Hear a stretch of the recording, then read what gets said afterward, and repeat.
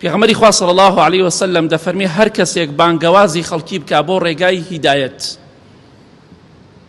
ئەوە هەر چەندێ خەڵک شوێنی ئەو هیدایەتی ئەو بکەوێ، ئەو ئینسانە بەتەنها خۆی بەقەت ئەو هەموو خەڵکە خێری دەسەکەوێ. شتێک بە خەڵکی ڕابگەێنە، ئەگەر 1000 نەفەر بە قسەی تۆ بکا، تۆ بەقەت هەر 1000 نەفەرەکە خێرە دەسەکەوێ، بەڵام یەک ئەجر و پاداشتی ئەوانیش کەم ناکە.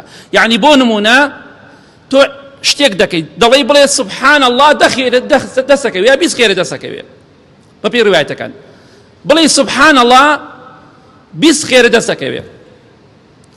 ئەگەر 1000 نەفەر بە قسەی تۆ بکەن، ئەم 1000 نەفەرێکی 20 خێران بۆ نووسراوە، بەڵام تۆ بەقەت هەر 1000ەکەت بۆ نووسراوە. خێریەوان کەم ناکە بێتە 70 و 80 بۆ تۆ بخرێتە سەر چاکانی تۆ. خێری خۆت بە کاملی وەرەگری، خێری ئەو خەڵکش کە بە قسەی تۆیان کردووە. ئەگەر ڕێگای خراپە پیشانی خەڵکی بدەی چی دەسەکەوێ؟ کو ئێمە دڵسۆزی ماڵ و منداڵی خۆمانین؟